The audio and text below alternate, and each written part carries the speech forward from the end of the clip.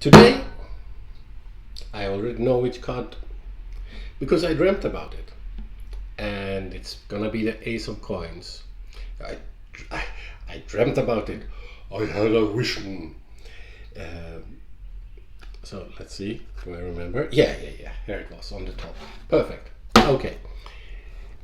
Ace of Coins. And if you're a fan, maybe you recognize which card this is, what exactly it is it depicts. It depicts the coin that Jaqen H'ghar, the faceless man, gives to Arya. Let's watch the little scene. So, there he is, Jaqen H'ghar.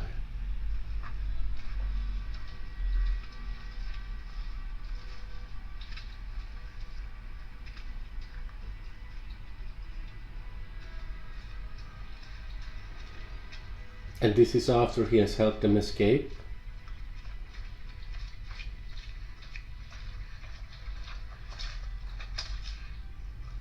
And actually they don't know. What are you doing here? Waiting for you. How do you know we'd come this way? After all the things you have seen, this is your question. How did you kill those guards? Was it hard? No harder than taking a new name, if you know the way. Show me how. I want to be able to do it too. If you would learn, you must come with me. Where? Far and away across the narrow sea to Braavos. My dancing master was from Braavos. To be a dancing master is a special thing, but to be a faceless man, that is something else entirely. The girl has many names on her lips. Joffrey, Cersei, Tywin Lannister, Ilyn Payne, the Hound. Names to offer up to the Red God. She could offer them all, one by one. I want to. But I can't. I need to find my brother and mother. And my sister. I need to find her too. Then we must part. A man has duties as well. Here, What is it? a coin of great value. Could it buy a horse? It is not meant for the buying of horses. Then what good is it? If the day comes when you must find me again, just give that coin to any man from Braavos and say these words to him. Valar Morghulis. Valar Morghulis. Valar Morghulis. Please don't go, Jaqen. Jaqen is dead.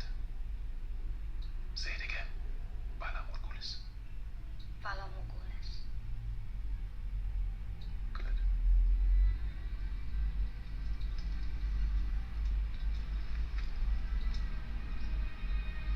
Farewell, Arya Stark.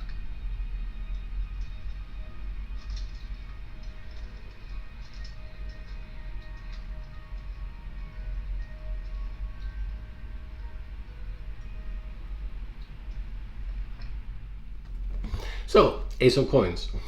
An ace. So, what is the meaning of an ace, Sherlock? It's element, my dear Watson. Now, I think a good way to approach the elements is to think like this. So, I'm a big fan of science. And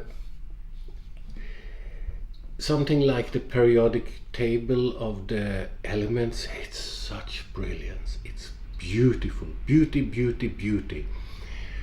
But when I was a teenager, I sort of discovered this thing that as beautiful as something like the table of elements is, there's so much of human life and experience that it doesn't capture. And so I found that I was a very young teenager at this time,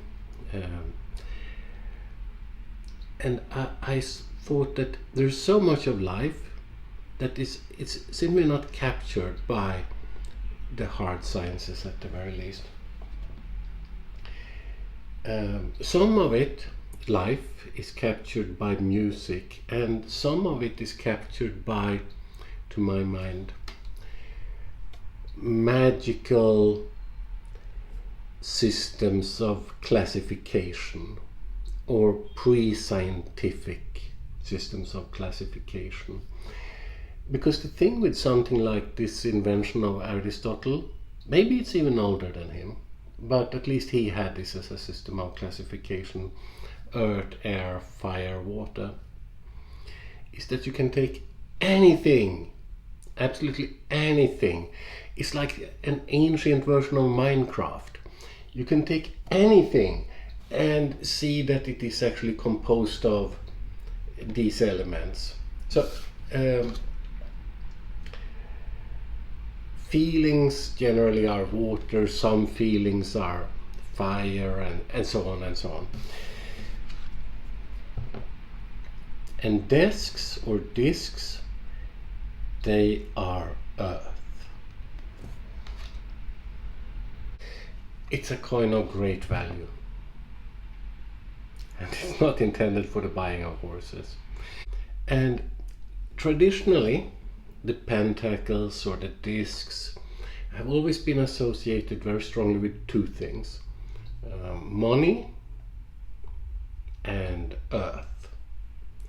Now, to me, it sort of was a tiny bit of a little puzzle.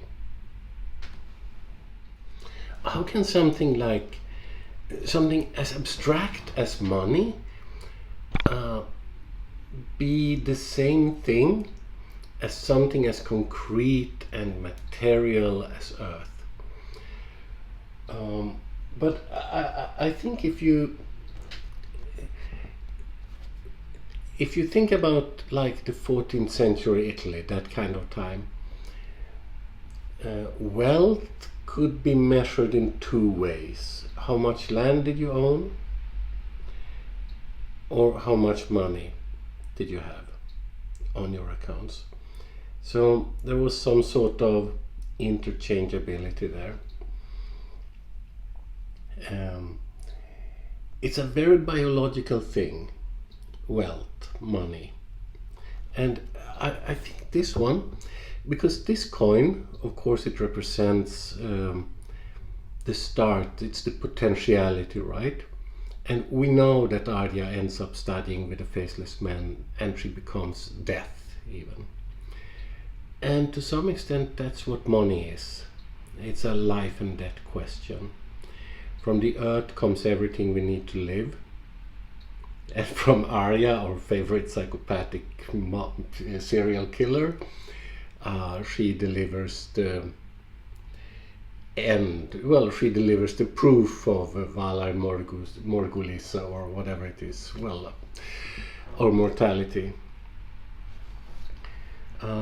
But this particular coin, of course, it represents something slightly different. It represents the promise to learn something. And sometimes the true wealth lies in what you learn. I would like to propose, if I may, that tonight, before you fall into slumber, you think about and contemplate this particular card. And you may choose yourself if you wish to see this particular coin passed by Jaqen H'ghar to Arya, or if you wish to see a more abstract coin and earth.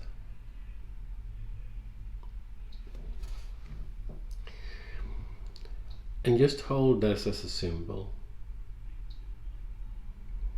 before you drift off into the land of dreams. And just notice how when your focus, your entire focus and awareness is full of earth and gold, or earth and money, or actually symbols for earth and symbols for money, what is it like? What is it like? Because the aces tend to represent an enormous potentiality. They are elementary.